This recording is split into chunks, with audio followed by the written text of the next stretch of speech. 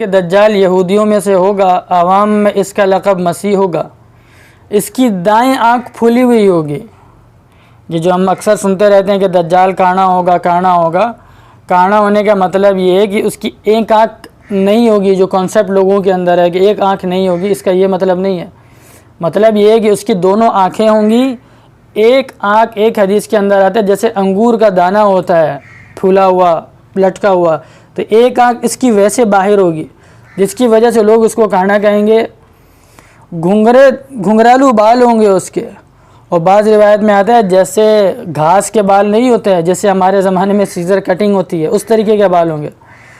سواری میں بہت بڑا گدھا استعمال کرے گا۔ سب سے پہلے ملک عراق میں اور شام میں ظاہر ہوگا، جہاں پہ وہ نبی ہونے کا دعویٰ کرے گا۔ عراق اور شام کے بعد پھر یہ اصفہان چلا جائے گا۔ اصفہان میں 70,000 یہودی اس کی فوج میں اس کے ساتھ شامل ہوں گے۔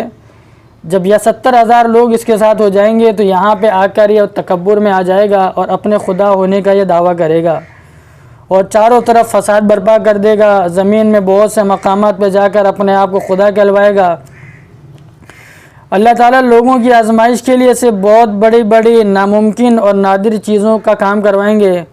اس کی پیشانی کے اوپر واضح طور پر کافرہ کا مطلب کافرے لکھا ہوا ہوگا، جس کی پہچان ہر وہ شخص کر سکے گا جس کے دل میں ذرہ برابر بھی ایمان ہوگا۔ اس کے ساتھ ایک آگ ہوگی جس کو وہ دوزخ تعبیر کرے گا، اور ایک باغ ہوگا جس کو وہ جنت کا نام دے گا۔ جو اس کی دوزخ ہوگی حقیقت میں وہ جنت ہوگی، اور جو اس کی جنت ہوگی حقیقت میں وہ جہنم ہوگی۔ اپنے ماننے والوں کو جنت میں ڈالے گا، وہ حقیقت میں جہنم میں جائیں گے، اور اپنے نہ ماننے والوں کو اس جہنم میں ڈالے گا تو وہ حقیقت میں جنت میں چلے جائیں گے۔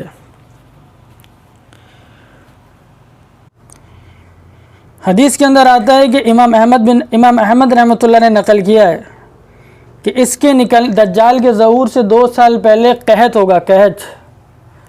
ہوگا، لوگوں کے پاس غلہ کم ہو، یہ آزمائش ہوگی، حالات کی امتحان ہوگا مسلمانوں کے اوپر کہ غلہ کم ہوگا، کھانے کی چیزیں کم ہوگی، بارش کم ہوگی، اناج کم ہوگا، مہنگائی ہوگی، ساری چیزیں ہوں گی۔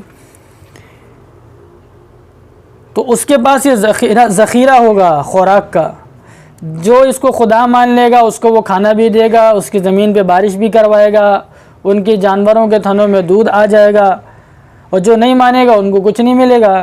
لیکن حدیث کے اندر آتا ہے کہ اس وقت جو پکے ایمان والے ہوں گے، اہل ایمان ہوں گے، وہ ذکر کر کے سبحان اللہ والحمد للہ لا الہ الا اللہ واللہ اکبر پڑھ کے اللہ تبارک و تعالیٰ ان کے بھوک مٹا دے گا، ان کی پیاس کو مٹا دے گا۔ روایت کے اندر آتا ہے کہ بعض لوگوں سے کہے گا کہ میں تمہارے مردہ ماں باپ کو، باپ دادا کو، ان کو میں زندہ کر سکتا ہوں، میں خدا ہوں۔ تو وہ شیاطین کو حکم دے گا، تو شیطان اس کے ماں باپ کی شکل کے اندر زمین سے ظاہر ہو جائیں گے، کھڑے ہو کے بیٹھ جائیں گے۔ ان کو دیکھ کر یہ چھوٹے چھوٹے کمزور ایمان والے لوگ اور یہ سارے لوگ اس کو دیکھ کر گمراہ ہو جائیں گے کہ واقعی میں یہ خدا ہے۔ لیکن جو پکے ایمان والے لوگ ہوں گے، جن کو یقین ہوگا زندہ کرنے والا، موت دینے والا، زندگی دینے والا، موت دینے والا وہ اللہ ہی ہے، وہ اس کے بہکاوے میں نہیں آئیں گے۔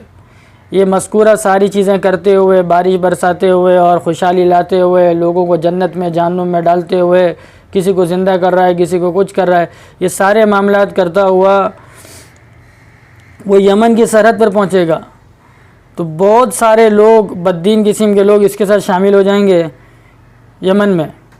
پھر روایت کے اندر صحیح مسلم میں اور بخاری کے اندر آتا ہے کہ یہاں سے لوٹ کر مکہ مکرمہ کے قریب مقیم ہوگا۔ مکہ مکرمہ میں داخل ہونا چاہے گا، لیکن مکہ مکرمہ میں اللہ تعالیٰ نے فرشتوں کی ذمہ لگایا ہوا ہے اس کی حفاظت کرنا، اس وجہ سے وہ مکے میں داخل نہیں ہو سکے گا۔ پھر وہاں سے مدینہ منورہ کے اندر داخل ہونا چاہے گا۔ صحیح بخاری کی حدیث ہے کہ اس وقت مدینہ منورہ میں 7 دروازے ہوں گے، ہر دروازے کی حفاظت کے لیے اللہ تعالیٰ 2 فرشتے مقرر کرے گا، جس کی وجہ سے دجال مدینہ منورہ میں بھی داخل نہیں ہو سکے گا۔ نیز ایک حدیث کے اندر آتا ہے کہ اس وقت مدینہ منورہ کے اندر زلزلہ آئے گا، سخت قسم کا زلزلہ آئے گا۔ شاید ایک روایت میں آتا ہے کہ 2 دفعہ زلزلہ آئے گا، جھٹکے آئیں گے زبردست قسم کے۔ تو اس وجہ سے جو لوگ وہاں پر اپنی دنیاوی اغراض کے لیے ٹھہرے ہوئے ہوں گے، ان کی رضا، اللہ کے نبی کی محبت نہیں ہوگی، اللہ کی محبت نہیں ہوگی، وہ صرف دنیاوی اغراض کے لیے ٹھہرے ہوں گے، وہ اس زلزلے سے خائف ہو کے، خوف کھا کے مدینہ منورہ سے باہر نکلیں گے اور باہر جا کر دجال کے فتنے میں پھنس جائیں گے وہ بیچارے۔ اور پھر جب یہ ملعون مدینہ منورہ کے باہر ہوگا، بہت سے لوگ اس کے جال میں پھنس جائیں گے،